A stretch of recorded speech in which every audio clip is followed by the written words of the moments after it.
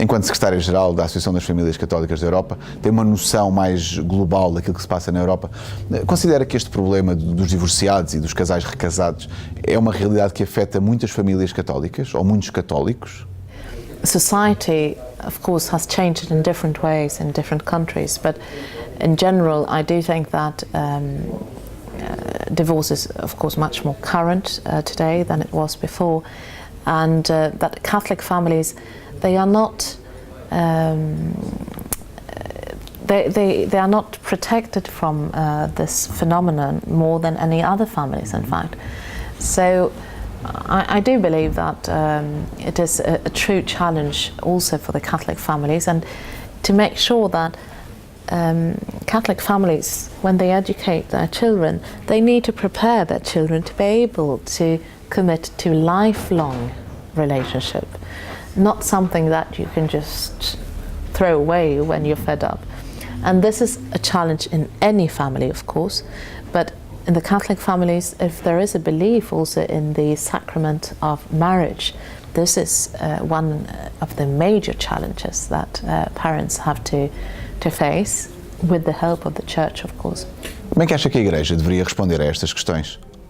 Well, it is, of course, a very sensitive situation, and the first thing is, of course, to welcome every person, to care for every person, and we need pastoral care for any situation in life. There can be many different forms of suffering, so that would be the first thing. The Church needs to care for every person, but of course we also need to understand what marriage means within the Church. It is a sacrament, and perhaps we need to reflect on how we prepare not only for marriage, that is a very important thing, marriage preparation, but before that.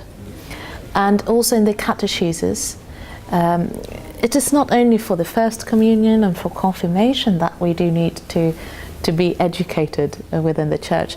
It's throughout life, in fact. And so there is certainly a need to educate and to inform and to make people understand that marriage within the Church, it is a sacrament, and as such, it cannot be broken.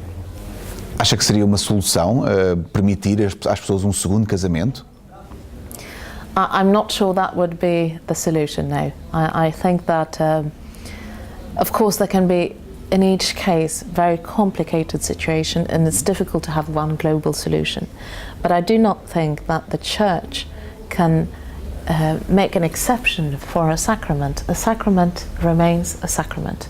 But this is why we need to prepare people much earlier for what marriage is really about, because I think that there might have been a lack, a weakness in the way people have been prepared for marriage so far. It is not only about preparing the ceremony, the flowers in the church, the music, of course all that is very nice, but it is about preparing people to be able to take lifelong commitment, to be faithful until death separates the two spouses.